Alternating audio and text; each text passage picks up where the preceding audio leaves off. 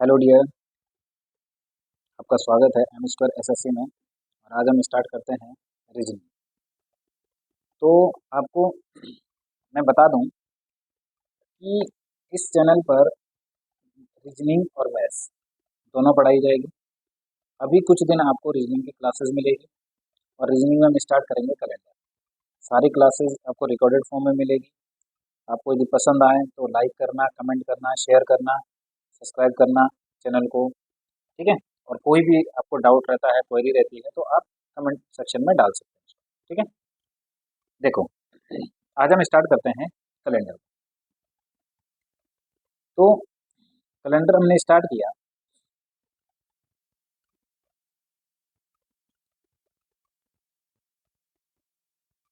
हमने आज स्टार्ट किया, करते हैं कैलेंडर। ठीक है।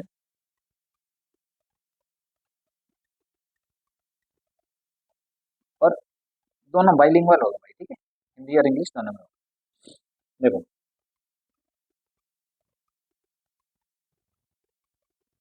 कैलेंडर में हम दो टाइप के कैलेंडर होते हैं। हमारे पास दो टाइप के कैलेंडर होते हैं। एक आपका होता है इंग्लिश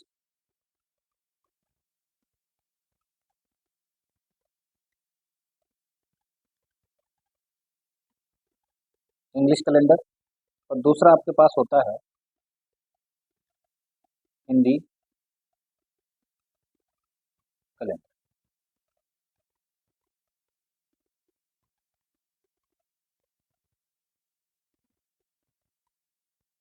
ठीक है। देखो, इंग्लिश कैलेंडर जो हमारे घरों में लगा रहता है, वो वो आपका इंग्लिश कैलेंडर होता है। ठीक है। जो जिसमें हमारे क्या रहते हैं, जैन टू दिसंबर तक के हमारे मंथ रहते हैं। हिंदी कैलेंडर हमारे पास जो रहता है, थोड़ा सा मैं बेसिक जानकारी दे दूँ कैलेंडर के बारे में। ठीक है। हिंदी कैलेंडर जो हमारा रहता है, उसमें हमारा रहता है, जैसे हमने घर में देखा है, जो हमारे बुजुर्ग है वो क्या बोलते हैं, चैत्र हो गया, बैसाख हो गया, भाद्र हो गया, कुछ इस तरीके से हम आगे माघ और फाल्गुन भी होता है। ठीक है। इसमें जाते हैं, तो ये हमारा हो जाएगा हिंदी कैलेंडर। इसमें क्या डिफरेंस है? डिफरेंस ये आता है डियर, कि यहाँ ये जो हमारा रहता है, ये हमारा रहती है इसके अकॉर्डिंग डेट ऑफ बर्थ, और इसके अकॉर्डिंग हमारा जो कुंडली वगैरह का जो नाम रहता है, वो हमारा इसके अकॉर्डिंग रहता है। नेम वगैरह जो भी हमारा पंडित वगैरह नाम रखते हैं इसके अकॉर्डिंग रहता है। ऐसा क्यों होता है कि जो हिंदी कैलेंडर है वो हमारा रहता है चंद्रमा पर आधारित, यानी कि मून पर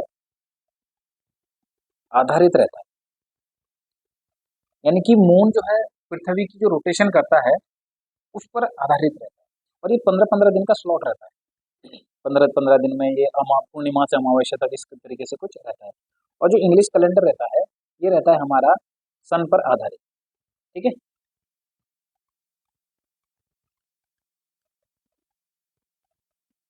ये हमारा सन पर आधारित रहता है। ठीक है। ये चीज़ है हमारी। तो हमें क्या करना है कि हम पढ़ेंगे किसको, इंग्लिश कैलेंडर को। और यदि इंग्लिश कैलेंडर को पढ़ेंगे, इंग्लिश कैलेंडर को पढ़ेंगे और हिंदी कैलेंडर को हम नहीं पढ़ेंगे। इंग्लिश कैलेंडर में हमारे पास जो मंथ होते हैं, कौन कौन से होते हैं? एक होता है जैन, फरवरी, मार्च, अप्रैल, मई, जून, जुलाई, अगस्त, सितंबर,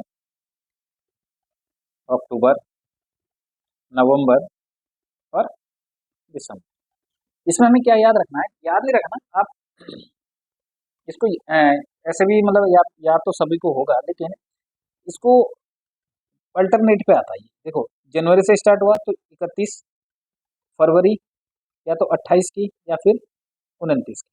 मार्च 31 का, 31, 31, 30, 31, 30 ऐसे चलता रहेगा। फरवरी हमें पता है, अप्रैल 30 का, मई 31 का, जून 30 का, और जुलाई और अगस्त 2 महीने ऐसे हैं जो हमारे किसके होते हैं, 31 के होते हैं।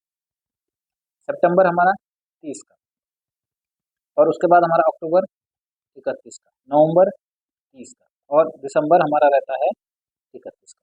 हम इसको हाथ पे भी कैलकुलेट कर सकते हैं।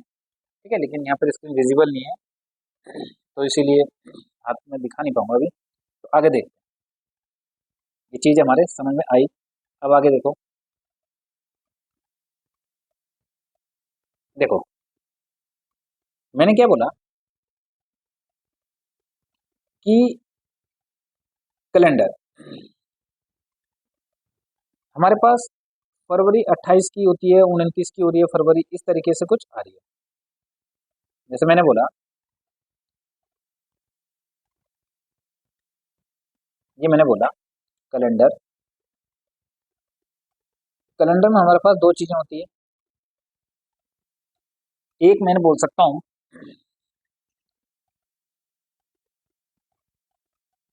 कि एक साल में हमारे पास जो दिन होते हैं कितने होते हैं, 365 डेज। जब 365 डेज होते हैं तब हमारे पास फरवरी 28 दिनों की होती है, और जब हमारे पास 366 दिन होते हैं साल में तब हमारे पास फरवरी क्या होती है, 29 दिनों की होती है। समझ में आई इतनी बात?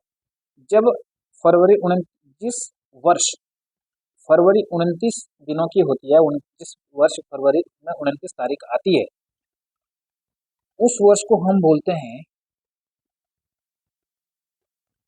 लीप वर्ष, यानी कि लीप ईयर, या इसको हिंदी में बोलते हैं अधिवर्ष। अधिवर्ष का मतलब अधिक वर्ष, जिसमें अधिक दिन होते हैं, या हम इसको ऐसे भी लिख सकते हैं लीप वर्ष। कितना समझ में आया?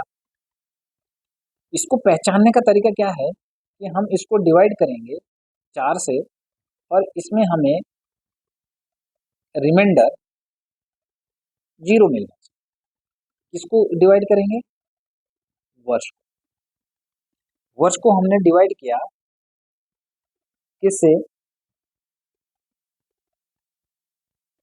4 से, और हमें रिमाइंडर चाहिए 0। जब हमारे पास रिमाइंडर 0 आएगा तो हमें उसको हम क्या बोलेंगे, ये हमारा लीप वर्ष। इतना चीज समझ में आया? जब हमारे पास रिमाइंडर 0 नहीं आता तो उसके बाद हम उसको बोलते हैं, ये हमारा क्या हो गया, लीप वर्ष, और ये हमारा हो गया फिर साधारण वर्ष, या इसको बोलते हैं हम नॉर्मल या ऑर्डिनरी ईयर। ठीक है, इतना समझ में आया? अब हम अब हम एक चीज देखते हैं कि लीप ईयर को कैसे पहचानें। हमने देखा कि अब हम लीप ईयर को कैसे पहचानें। ठीक है, लीप ईयर को पहचानने के लिए मैंने बोला कि 4 से डिवाइड करने पर रिमाइंडर आपका 0 आना चाहिए। तो मैं एक काम करता हूं, मैंने लिखा 2012, और इसको मैंने क्या किया, 4 से इसको डिवाइड करना। जैसे मैं 4 से डिवाइड करूंगा तो 4 का डिविजिबिलिटी रूल ये भी बोलता है कि किसी भी संख्या के लास्ट के अंतिम 2 अंक 4 से डिवाइड हो जाएं तो पूरी संख्या 4 से डिवाइड होगी। समझ में आ रही है बात? तो मैंने क्या बोला कि किसी भी संख्या के अंतिम 2 अंक 4 से डिवाइड हो जाए तो वो संख्या 4 से डिवाइड हो जाती है। तो मैं इसमें कुछ नहीं करूंगा, मैं सिर्फ इसमें 12 को चेक करूंगा कि 4 से 12 डिवाइड हो रहा है या नहीं हो रहा है। तो ये डिवाइड हो रहा है, और रिमाइंडर आपका कितना दे रहा है, 0। तो ये आपका क्या हो जाएगा, लीप ईयर है। ये आपका क्या है फिर, लीप ईयर है, लीप ईयर है। दूसरा, मैं ये बोलूंगा कि यदि मैंने मान लिया कोई एक और नंबर लिखा, तो मैंने लिखा कि 2024, इसको मैंने 4 से डिवाइड किया, तो मैं फिर से क्या करूंगा कि मैं 24 को देखूंगा, डिवाइड हो रहा है, रिमाइंडर कितना आया, रिमाइंडर आया आपका 0, इसका मतलब ये भी आपका लीप वर्ष है। मैं एक नंबर और लिखता हूं, मैंने लिखा कि 1992, मैंने 4 से डिवाइड किया। जैसे मैंने 4 से डिवाइड किया तो मैं 92 को देखूंगा, सिर्फ 92 को डिवाइड करूंगा क्योंकि अंतिम दो अंक को डिवाइड करना है। ये 4 से डिवाइड हुआ, इसमें रिमाइंडर कितना आया, 0। तो पूरी संख्या का रिमाइंडर भी कितना होगा, 0। यदि पूरी संख्या का रिमाइंडर भी 0 होता है तो ये हमारा क्या हो जाएगा, लीप वर्ष। अब मैंने एक नंबर और लिखा 1882, इसको मैंने 4 से डिवाइड किया, 4 से डिवाइड करने पर क्या आ रहा है, 82। अंतिम अंक कितना है, 82। 4 से डिवाइड किया तो नहीं हो रहा है, तो रिमाइंडर कितना आ रहा है हमें नहीं पता, 0 तो नहीं आ रहा, ठीक है। और यदि रिमाइंडर 0 नहीं आ रहा है तो ये हमारा कौन सा वर्ष हो गया, ये वाला, ये हमारा हो गया आपका नॉर्मल। इतना समझ में आया। एक नंबर में और लिखता हूं, और मैंने लिखा कि 1800 है, 1800 को मैंने 4 से डिवाइड किया तो हो रहा है, जबकि ये आपका लीप ईयर नहीं। ऐसा क्यों, देखो जब भी हमारे पास शताब्दी लीप, देखो कभी भी जिसके,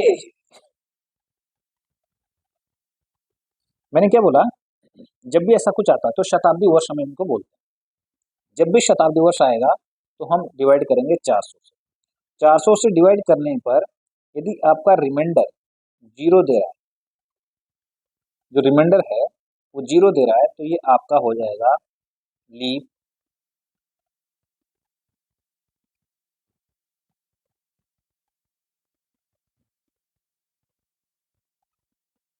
ये आपका हो जाएगा लीप सेंचुरी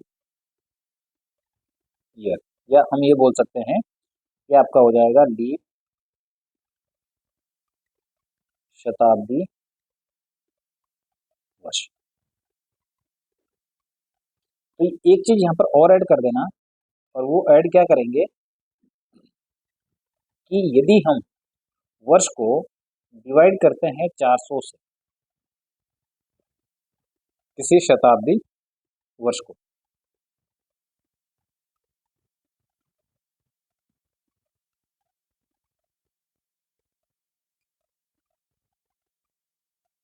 जब भी शताब्दी वर्ष आएगा उसको हम डिवाइड करेंगे 400 से, और यदि रिमाइंडर 0 आया तो ये हमारा क्या हो जाएगा, ये हमारा हो जाएगा लीप शताब्दी वर्ष। इतना समझ में आया या नहीं आया, ठीक है। देखो आगे देखते हैं। इसके बाद मैंने क्या करा, मैं एक चीज देखता हूँ कि जब हम लीप ईयर पढ़ रहे हैं तो इसके बाद लीप ईयर को काउंट करने के तरीके आएंगे, ठीक है। अब देखो, या हम ये भी बोल सकते हैं कि प्रत्येक 4 साल में लीप ईयर आता है। जैसे मैंने बोला कि 2004 में लीप ईयर आया, फिर 2008 में लीप ईयर आया, फिर 2012 में लीप ईयर आया,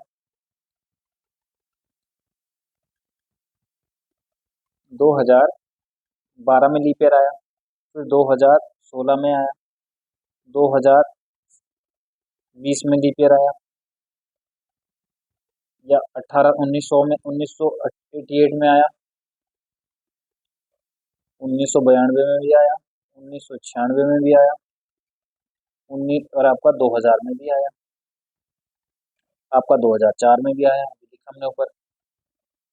या मैं ये भी बोल सकता हूँ कि 1888 में भी लीप वर्ष था, फिर उसके बाद 1892 में भी आया, उसके बाद मैं ये बोल सकता हूँ कि 1896 में भी आया, उसके बाद मैं ये बोल सकता हूँ कि आपका 1900 आया, लेकिन 1900 में नहीं आया लीप वर्ष, ठीक है। या उसके बाद मैं बोल सकता हूँ कि 1904 में आया होगा। अब देखो यहाँ पर क्या हो रहा है कि प्रत्येक 4 साल में आपका लीप ईयर आ रहा है, ठीक है। तो हम, ऐसा क्यों हो रहा है, ऐसा इसलिए हो रहा है क्योंकि देखो कि जब भी रोटेशन हो रही है पृथ्वी, तो ये 24 घंटे में कंप्लीट कर, ठीक है। जबकि हम मान के चलते हैं कि 24 घंटे में एक दिन पूरा हो जाता है, लेकिन जबकि ऐसा होता नहीं है। कि 23 घंटे 55 मिनट या 56 मिनट कुछ ऐसा समथिंग होता है, यानी कि थोड़ा इतना एक्यूरेट नहीं जाना है, थोड़ा बहुत टाइम हमें कम लगता है, यानी कि 24 घंटे में जितना टाइम कम लगता है वो हमारा 4 साल में पूरा हो जाता है। यानी कि हम ये मान के चल सकते हैं कि 1 साल में 6 आवर्स कम लगते हैं। तो वो 1 साल में 6 आवर्स हो रहे हैं, फिर अगले साल 6 होंगे, फिर अगले साल 6, फिर अगले साल 6, और 4 साल में कितने हो जा रहा है ये 24 आवर्स हो जा रहा है। इसीलिए ये 4 साल में एक बार आता है। और एग्जैक्ट ये भी नहीं है, थोड़ा थोड़ा और कम होता है। देखो अब यहाँ पे शताब्दी वर्ष आया, इधर तो हो रहा है पूरा, लेकिन यहाँ पे नहीं आ रहा है। अब यहाँ पे 4 साल में पूरा हो रहा है, यहाँ पे 4 साल में पूरा, लेकिन यहाँ पे कितना हो रहा है 8 साल में पूरा हो रहा है। तो ये 8 साल में कभी, और कभी कभी ऐसा होता है कि 400 साल में 400 साल बाद आता है। एक वो जो कुछ जो टाइम बचा जाता है वो 400 साल के बाद भी आता है। ठीक है, तो ये चीजें हम यहाँ पे देख ली।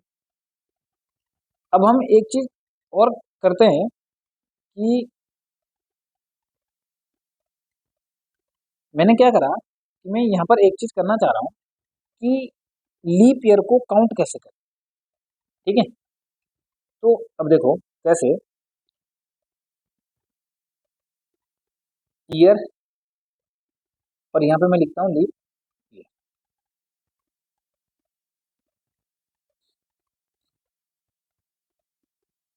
प्रथम, फर्स्ट 5 वर्षों में कितने लीप वर्ष होंगे, तो मैंने लिखा एक। कैसे, मैंने क्या करा, 4 से 5 को भाग कर दिया, और यहाँ जो आ रहा है भागफल, उस भागफल को मैं यहाँ पे लिख रहा हूँ।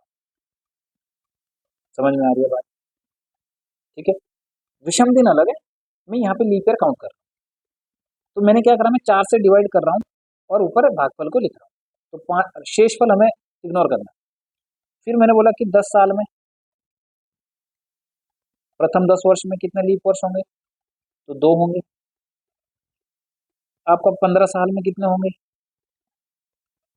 3 होंगे। 20 साल में कितना कितने होंगे, 5 होंगे। 25 साल में कितने होंगे, तो 6 होंगे। मान लिया मैंने बोला 50 साल में, प्रथम 50 साल में कितने होंगे, तो 12 चौके 48 होंगे। 100 साल में कितने होंगे, 25 होंगे। लेकिन यहाँ पर कोई एक चीज और करते हैं, ये चीज आई। अब हम एक चीज देखते हैं कि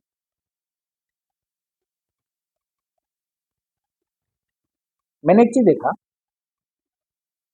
कि 2003 और 2013,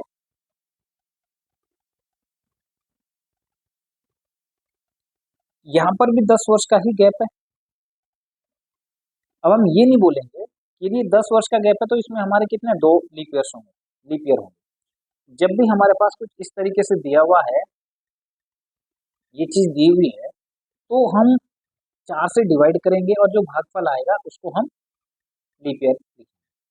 लेकिन जब भी हमें कोई स्पेसिफिक ईयर दिए हुए कि इनके बीच के ईयर ढूंढो या इसमें ढूंढो, तब हम इसको कैलकुलेट करेंगे, गिनेंगे हम। कैसे गिनेंगे, देखो 3 के बाद कितना आता है 4, फिर 8, फिर 12, तो यहाँ पे कितने लीप ईयर हो गए, 3 लीप ईयर हो गए। अगला मैं एक और लिखता हूँ कि मैंने लिखा कि 2000, मैंने लिखा 2005 और 2015। मैंने यहाँ पर देखा, यहाँ पर भी 10 वर्ष का गैप है, लेकिन यहाँ पर भी लीप ईयर कितने हैं, एक 8 है और एक 12। यहाँ पर कितने आए, सिर्फ 2 आए लीप वर्ष। भाई यहाँ 10 वर्ष का गैप है, यहाँ 2 आए, यहाँ 10 वर्ष का गैप है, यहाँ 3 आए, 10 वर्ष के गैप में 2 आए, 10 वर्ष के गैप में एक भी आएगा।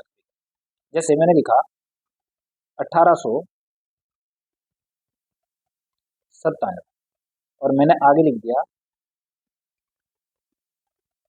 1907, ये भी 10 साल का गैप है।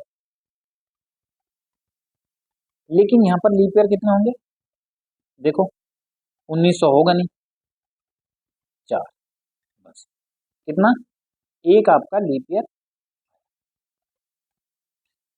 तो मैंने ये देखा कि भाई जो जब भी हम एक स्पेसिफिक ईयर ले रहे हैं या दो स्पेसिफिक ईयर ले रहे हैं, उसमें हम यदि काउंट कर रहे हैं लीप ईयर को, तो हमें उसको काउंट करना ही पड़ेगा। जबकि इधर ऐसा नहीं है, पहले 5 साल में हम यहाँ लिख सकते हैं कि फर्स्ट 5 ईयर में हम बोल 5 साल में एक लीप वर्ष होगा, 10 में 2 होंगे, 15 में ये होंगे, ऐसे। लेकिन यहाँ पर एक चीज और दिक्कत है। क्या दिक्कत है? कि जब भी हमारे पास ये आएगा तो 1 से 100 तक, और जो 100 है, मैं ये बोल सकता हूँ कि 1 से 2, 3, 99 और 100 ऐसे जाएगा। तो यहाँ पर 100 हमारा नहीं आएगा लीप ईयर। यदि 100 लीप ईयर में नहीं, तो एक माइनस हो जाएगा, और कितना हो जाएगा ये, 24। यानी कि हम ये बोल सकते हैं कि 100 साल में कितने लीप ईयर होंगे, 25 नहीं 24। समझ में आया? ये आपका शताब्दी वर्ष हो जाता है। ऐसे ही हम आगे कैलकुलेट करते हैं कि शताब्दी वर्ष में कितने कितने लीप ईयर होते हैं, उसको गिनते हैं। मैंने बोला कि शताब्दी वर्ष में लीप ईयर काउंट करेंगे। कैसे? देखो, मैंने बोला कि प्रथम, देखो 100 साल में मैंने अभी गिना था, मैं यहाँ पे यहाँ लिख देता हूँ इसको, ठीक है।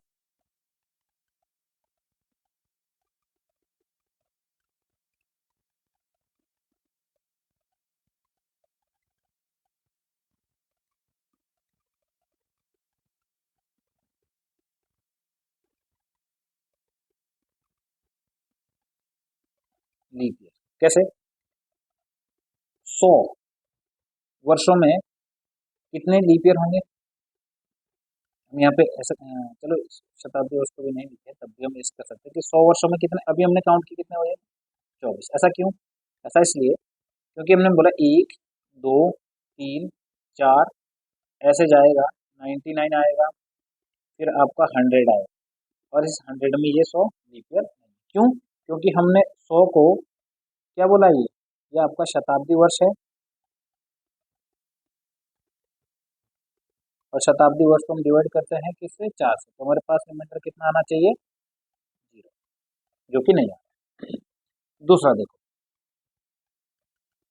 ठीक है, दूसरे में देखो, दूसरा मैंने ये बोला कि प्रथम 200 वर्षों में कितने शताब्दी वर्ष होंगे। तो देखो भाई, मैं 4 से डिवाइड करूंगा ना, जैसे मैंने 4 से डिवाइड किया, तो मैं ये बोलूंगा कि भाई 4 से डिवाइड किया मैंने, तो कितनी बार जाएगा, 50 बार जाएगा। तो मैंने बोला 50 है, तो 50 जैसे ही आया, तो आगे देख मैंने क्या बोला कि इस 200 में एक से स्टार्ट होगा ये, 1, 2, 3, 4, इसमें देखो 100 भी आएगा, फिर 101 भी आएगा, फिर आगे जाके 200 भी आएगा, इस तरीके से आएगा। अब यहाँ पे क्या हुआ कि दो ये आपका लीप वर्ष नहीं। समझ में आ रही है बात? तो मैं यहाँ पे कलर ले लेता हूँ पहले, ठीक है।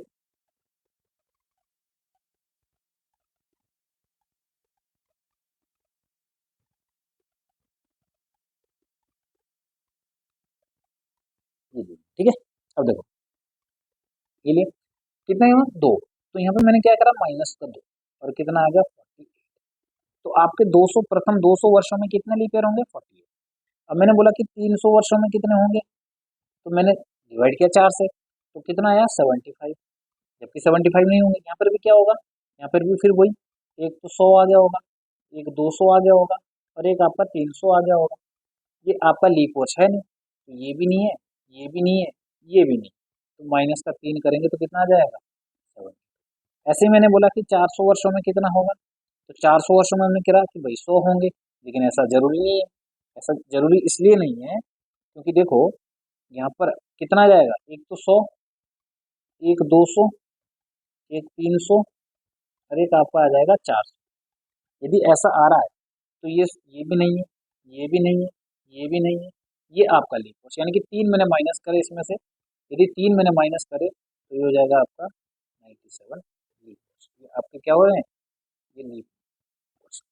चीज़ें समझ में आई आपको या नहीं आई? ठीक है, मैंने क्या बोला, दो चीज़ें मैंने बोली। पहला मैंने बोला कि वर्ष को जब हम 4 से डिवाइड करते हैं तो हमारे पास रिमाइंडर 0 आना चाहिए। ये हम लीप वर्ष, तब हमारा क्या हो जाएगा, वो लीप वर्ष। लीप वर्ष के लिए मैंने ये बोला। दूसरा मैंने बोला कि लीप शताब्दी वर्ष। लीप शताब्दी वर्ष के लिए मैंने बोला कि जब शताब्दी वर्ष जो होगा, शताब्दी वर्ष जो होगा उसको हमने डिवाइड करना है 400 से, और इसमें क्या हो जाएगा, इसमें भी हमारे पास रिमाइंडर 0 आएगा, तभी ये आपका लीप शताब्दी वर्ष होगा, अदरवाइज नहीं होगा। चौथा मैंने एक चीज़ और बताया कि सॉरी, तीसरा मैंने एक चीज़ और बताया। मैंने क्या बताया कि 4 का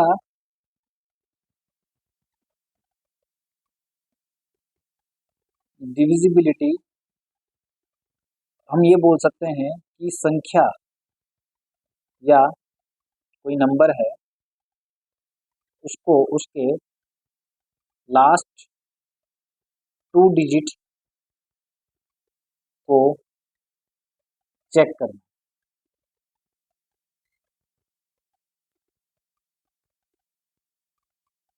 यदि रिमाइंडर 0 आ रहा है तो संख्या 4 से डिवाइड होगी, और रिमाइंडर 0 नहीं आ रहा है तो संख्या 4 से डिविजिबल नहीं। ठीक है, इतना हमने देखा। बाकी हम, एक और चीज़ इसमें रह गई। एक और चीज़ क्या है, कभी कभी हमारे पास ये चीज़ आ जाता है। क्या आ जाता है कि मैं बोलता कि फर्स्ट सेंचुरी में कितने लीप ईयर होंगे, तो हम ये बोलेंगे, देखो फर्स्ट सेंचुरी,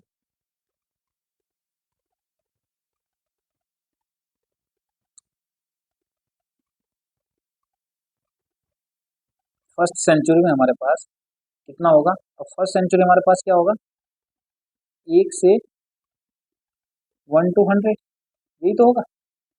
फर्स्ट सेंचुरी यही होगा। तो 100 साल में कितने होंगे, 24 लीप ईयर होंगे। ठीक है, और दूसरा यदि हम बोलेंगे कि सेकंड सेंचुरी में, सिर्फ सेकंड सेंचुरी, तो सेकंड सेंचुरी हमारे पास कब कहाँ से हो जाएगी, 101 से 200 तक। क्योंकि इसमें 24 इसलिए भाई ध्यान रखना, 100 नहीं आएगा, इसमें 200 नहीं आएगा, इसमें भी 24। हमारे पास थर्ड सेंचुरी में 201 से 300 तक जाएगा, इसमें भी हमारे पास कितना आ जाएगा, 24। फोर्थ सेंचुरी में ये हमारा जाएगा 301 से 400 तक, और ये हमारा, इसमें हमारा लीप वर्ष होंगे 25। 25 इसलिए ये हमारे क्या है भाई, लीप। ठीक है, क्योंकि इसमें 400 हमारा लीप ईयर होगा। समझ में आया भाई बात? इसमें कोई भी डाउट हो वो आप मुझे बताएं कमेंट में, और चैनल को भाई सब्सक्राइब करें, शेयर करें, कमेंट करें, लाइक करें, जो भी आपको करना है वो करो। ठीक है, अच्छा लग रहा है तो लाइक कर देना। ठीक है, बाकी ओके, बहुत बहुत